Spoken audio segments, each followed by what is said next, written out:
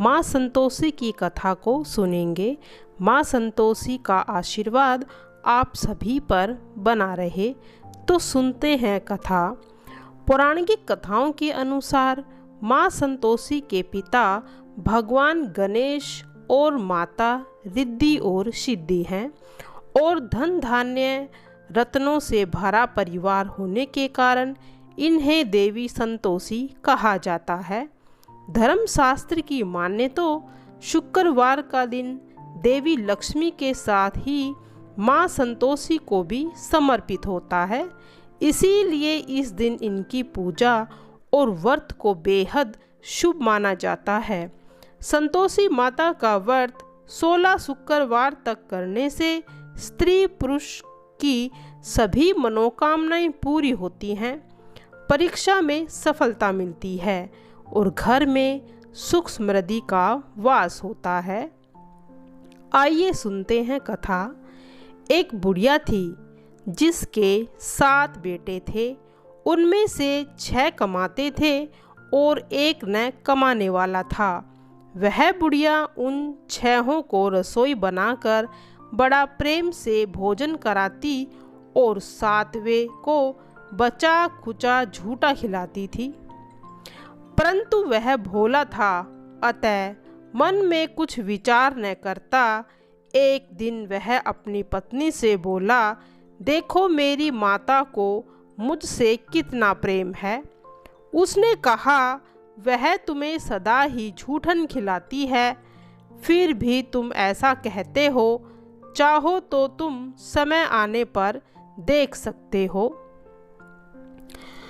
एक दिन बहुत बड़ा त्योहार आया। बुढ़िया ने 7 प्रकार के भोजन और चूरमे के लड्डू बनाए। 7वां लड़का यह बात जांचने के लिए सिर दुखने का बहाना करके पतला कपड़ा ओढ़कर सो गया और देखने लगा।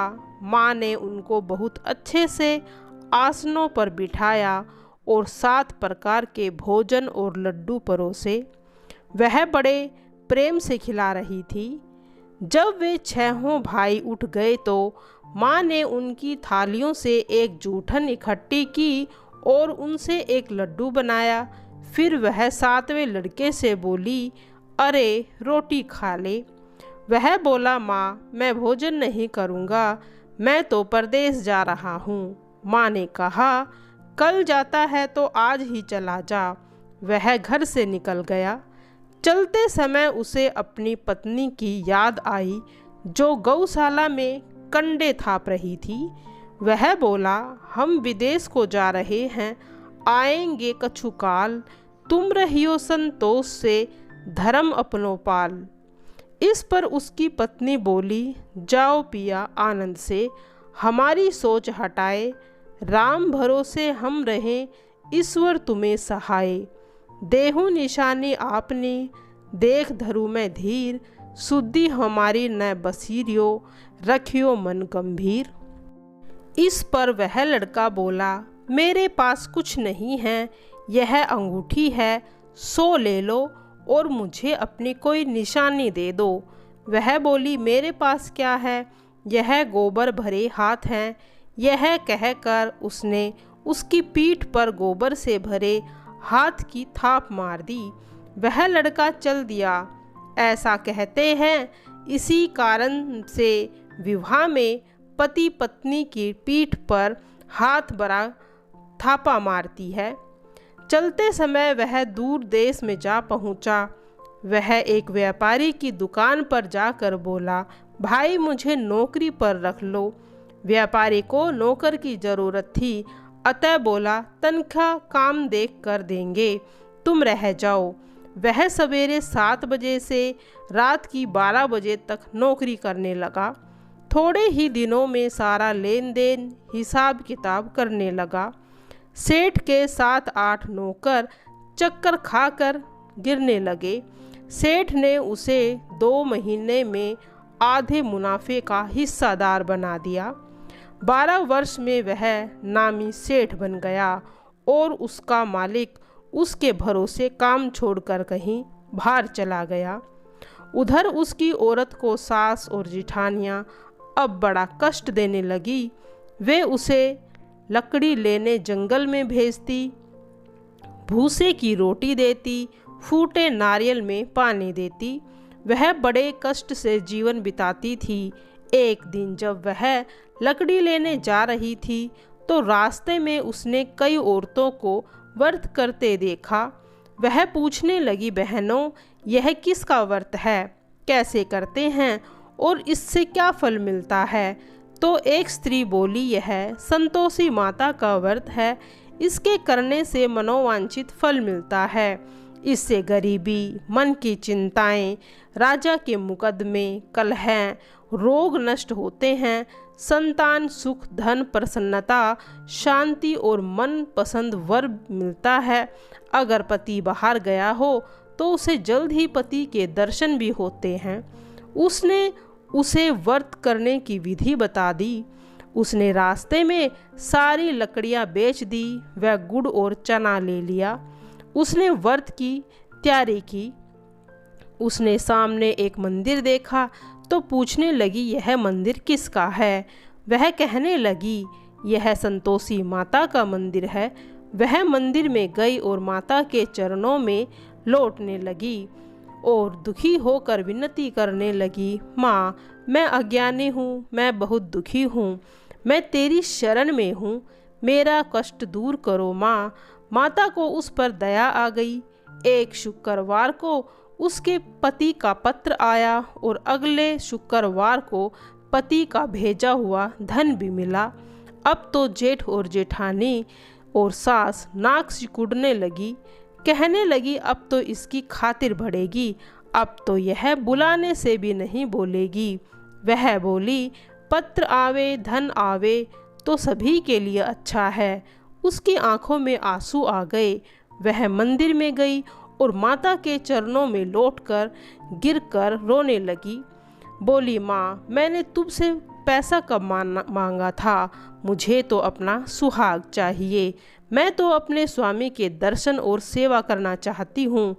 तब माता ने प्रसन्न होकर कहा, जा बेटी, तेरा पति अवश्य आएगा। वह बड़ी प्रसन्नता से घर गई और घर का कामकाज करने लगी। उधर संतोषी माँ ने उसके पति को स्वप्न में घर जाने और पत्नी की याद दिलाने की बात बताई। उसने कहा, माँ, मैं कैसे जाऊँ? परदेश की बात है, लेन देन का कोई हिसाब नहीं। माँ ने कहा, मेरी बात मान, सवेरे नहा धोकर मेरा नाम लेकर घी का दीपक जलाकर दंडवत कर दुकान पर जा बैठ। देखते ही देखते सारा लेन देन साफ हो जाएगा और धन का ढेर भी लग जाएगा। सवेरे उसने अपने स्वप्न की बात सभी से कही तो सब दिल्लगी उड़ाने लगे। वे कहने लगे कि कोई सपने की बात भी सत्य होती है। पर उनमें से एक बूढ़े ने कहा, भाई, जैसे माता ने कहा वैसे करने में तेरा क्या जाता है? उसने नहा धोकर माता को दंडवत करके घी का दीपक जलाया और दुकान पर जा बैठा। थोड़ी ही देर में सारा लेन देन साफ हो गया। सारा माल बिक गया और धन का ढेर लग गया। वह प्रसन्न हुआ और घर के लिए गहने और सामान वगैरह खरीदने लगा। वह जल्द ही घर को रवाना हो गया। उधर बेचारी उसकी पत्नी रोज लकड़ियां लेने जाती और रोज संतोषी माता की सेवा करती। उसने माता से पूछा, हे माँ, यह कैसी धूल उड़ रही है?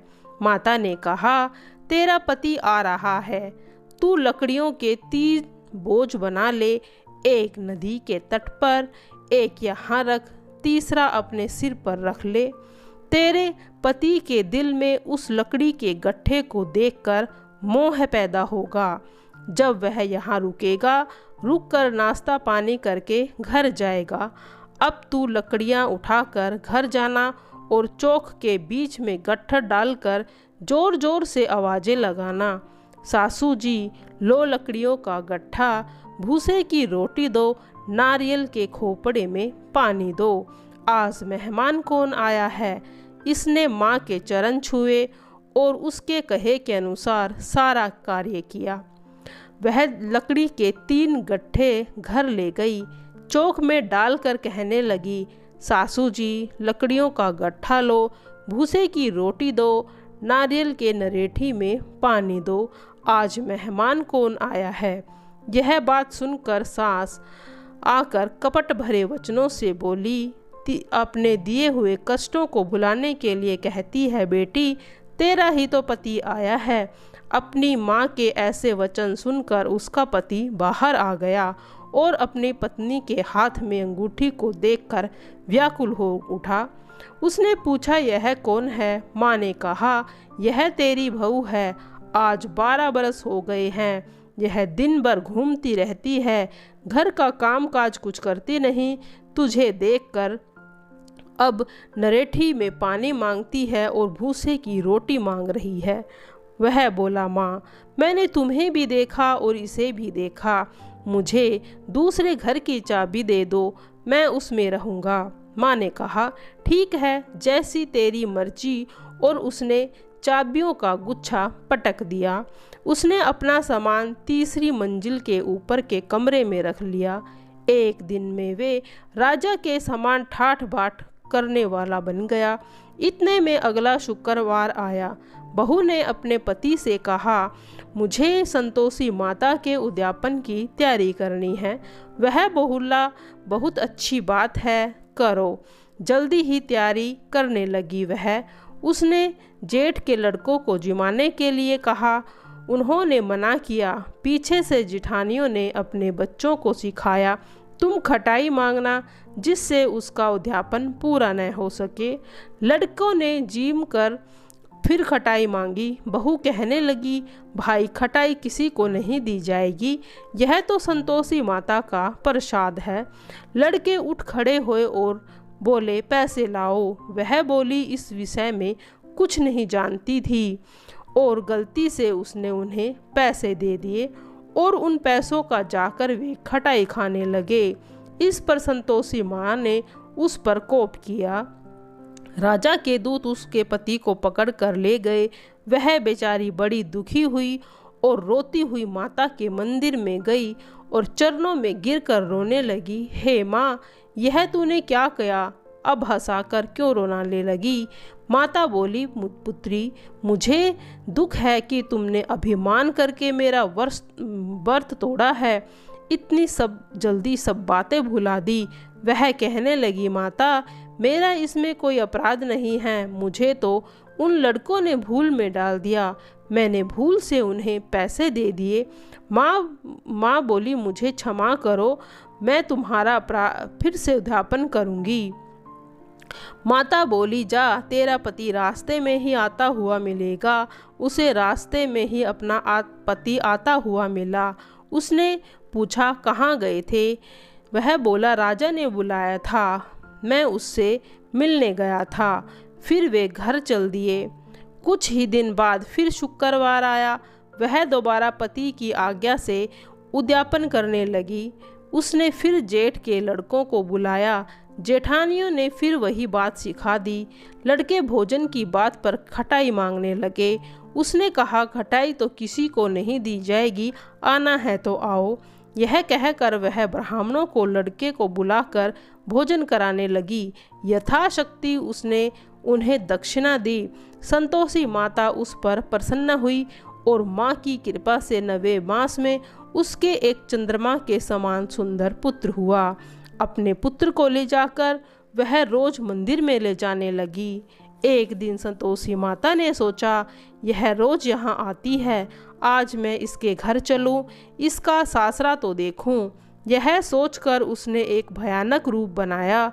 गुड़ व चने से सना मुख, ऊपर को सूंड के समान होठ, जिन पर मक्खियाँ भिनभिना रही थी। इसी सूरत में वह उसके घर गई। देहली में पांव रखते ही उसकी सास बोली, देखो कोई डायन आ रही है, इसे भगाओ नहीं तो यह किसी को खा जाएगी। लड़के भागकर खिड़की बंद करने लगे। 7वें लड़के की बहू खिड़की में से देख रही थी। वह वहीं से चिल्लाने लगी, आज तो मेरी माता मेरे घर आई है। यह कहकर उसने बच्चे को दूध पिलाने से हटाया। इतने में सास का क्रोध फूट पड़ा। पगली किसे देखकर उतावली हो रही है और बच्चे को पटक दिया।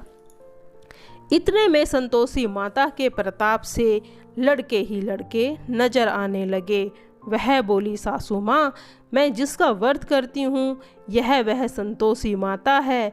यह कहकर उसने सारी खिड़कियाँ खोल दी। सबने संतोषी माता के चरण पकड़ लिए और विनती करने लगे, हे माता, हम मूर्ख हैं, अज्ञानी हैं, पापी हैं। तुम्हारे व्रत की विधि को हम नहीं जानते। तुम्हारा व्रत भंग करने में हमने बड़ा अपराध किया है। हे जगत माता, आप हमारा अपराध क्षमा करो। इस पर माता को उस पर प्रसन्न हुई और बहू को जैसा फल दिया वैसे ही माता ने सभी को फल दिया। आइए सुनते हैं माँ संतोषी की आरती। जय संतोषी माता, मैया जय संतोषी माता, अपने सेवक जन की सुख संपत्ति दाता। ओम जय संतोषी माता, सुंदर चीर सुनहरी माँ धारण कीन्हो, हीरा पन्ना दम के तन श्रृंगार लीन हो। जय संतोषी माता, गेरू लाल छटा छवि बंधन कमल सोहे, मंद हस्त करुणामयी त्रिभुवन जग मोहे। ओम जय संतोषी माता, स्वर्ण सिंहासन बैठी चमर डूरे प्यारे, धूप नीप न धुवे भोज धरे न्यारे। ओम जय संतोषी माता, गुड़ अर्चना परम प्रिय ताम संतोषी कियो, संतोषी कहलाई भगतन वैभव दियो।